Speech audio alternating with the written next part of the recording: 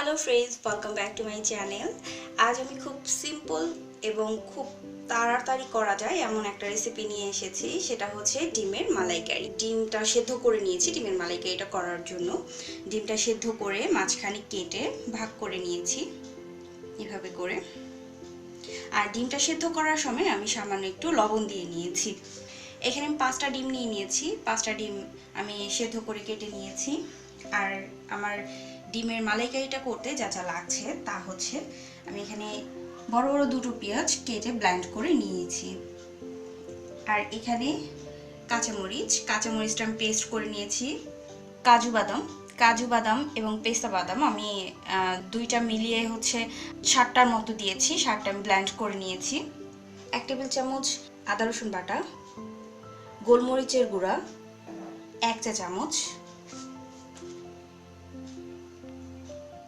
আর নিয়ে নিয়েছি এখানে ধনিয়ার গুঁড়া 1/2 চা চামচ, জিরার গুঁড়া 1/2 চা চামচ, গরম মশলার গুঁড়া 1/2 চা চামচ, আর নিয়ে নিয়েছি ধনিয়া পাতা সামান্য উপরে দিয়ে দেওয়ার জন্য, লাস্টে দিব এটা। দুধটা আমি 1 কাপ নিয়ে নিয়েছি। এখন আমি রান্নায় চলে যাই। আমি একটা প্যান বসিয়ে দিয়েছি। প্যানটা গরম হয়ে গিয়েছে। এর মধ্যে আমি দিয়ে নিব 1/2 চা চামচ ঘি। ঘিয়ের সাথে আমি তেলও দিয়ে নিব, সাদা সয়াবিন তেল 3 টেবিল চামচের মতো। এর মধ্যে দিয়ে নিব পেঁয়াজটা,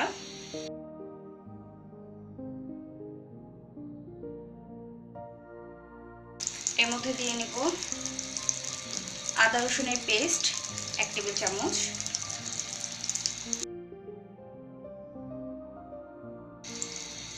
কাঁচামরিচের পেস্ট 1 টেবিল চামচ,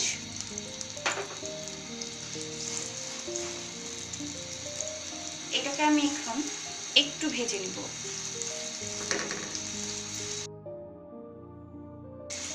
খুবই সিম্পল একটা রেসিপি আর খুব তাড়াতাড়ি হয়। আমরা সব সময় ডিম রান্না করে থাকি অনেকভাবে, মাঝে মধ্যে এটা করতেই পারি।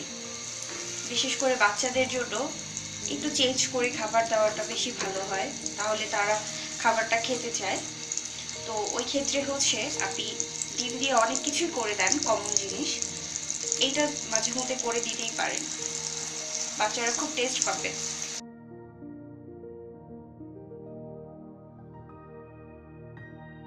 পেঁয়াজটা একটু ভাজা হয়ে গিয়েছে। এখন আমি ধনিয়ার গুঁড়া, জিরার গুঁড়া এবং গরম মশলার গুঁড়াটা দিয়ে দিচ্ছি।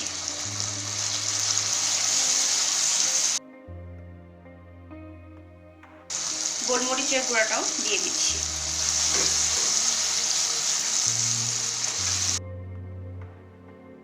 আমি বলতে ভুলেই গিয়েছি, লবণটা দিয়ে দিব স্বাদ মতো।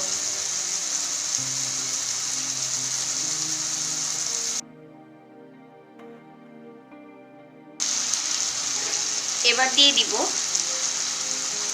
কাজু এবং পেস্তা বাদামের পেস্ট।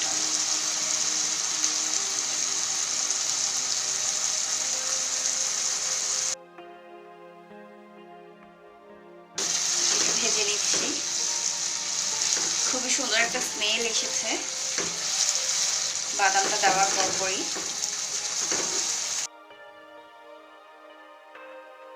এটাকে একটু ভেজে নিচ্ছি যেন মশলাটা একটু হয়ে যায়। গুঁড়া যে মশলাগুলো দিয়েছি সেটা হওয়ার জন্য ভেজে নেব। এখন আবার মশলাটা ভাজা হয়ে গিয়েছে, এখন আমি দুধটা দিয়ে দিব এটার ভিতরে।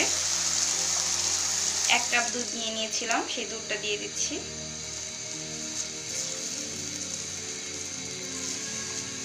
এটা একটু রান্না হবে, 2 মিনিটের মতো ঢেকে দিচ্ছি। আমার 2 মিনিট হয়ে গিয়েছে, দেখুন উপরে তেলটা চলে এসেছে।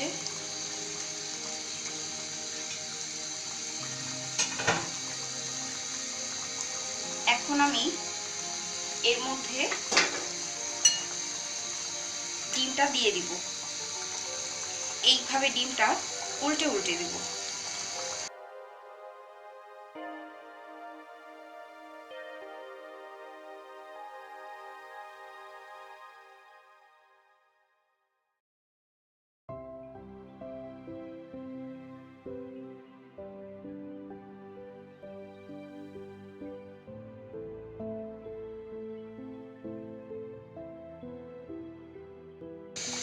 এটাকে 5 মিনিটের জন্য ঢেকে দিব। এখন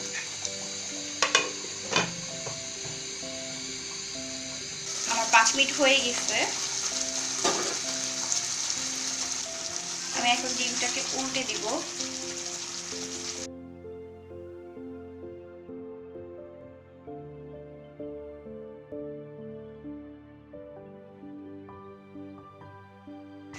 আমার রান্নাটা অলমোস্ট শেষ।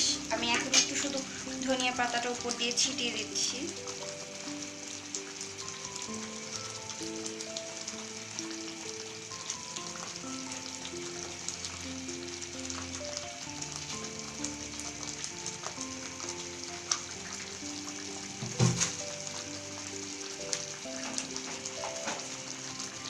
আমি সামান্য একটু গুঁড়া মরিচ উপর দিয়ে, শুধু কালারটা যেন ভালো দেখা যায়, খালি একটু ছিটিয়ে দিচ্ছি। কালারটা ভালো লাগবে দেখতে। দেখুন কালারফুল আসবে।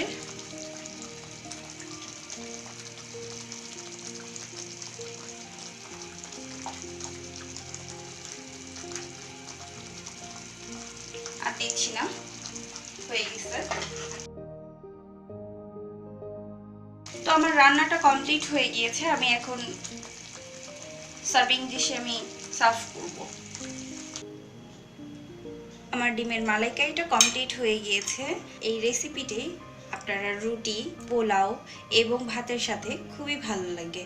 তো বাচ্চাদের এটা আপনারা করে খাওয়াতে পারেন। যদিও আমি এখানে এক্সট্রা গুঁড়ামরিচ দিয়েছি, এইটা অপশনাল, এটা আপনারা না দিলেও চলবে। এটা আমার মনে হয়েছে একটু দিলে ভালো লাগে, কালারফুল আসে, ওই জন্য আমি দিয়েছি। আর সবসময় আমরা বাচ্চাদেরকে রান্না করেই খাওয়াই, ডিম বাচ্চাদের বেশি পছন্দ। তো এই ডিমের মালাইকারিটা একবার হলো বাচ্চাদেরকে করে খাওয়াবেন, একটু চেঞ্জ আসবে। তো আপনাদের যদি আমার রেসিপিটা ভালো লেগে থাকে অবশ্যই আমার চ্যানেলটিকে সাবস্ক্রাইব করবেন, পাশে বেল আইকনটাতে চাপ দিবেন।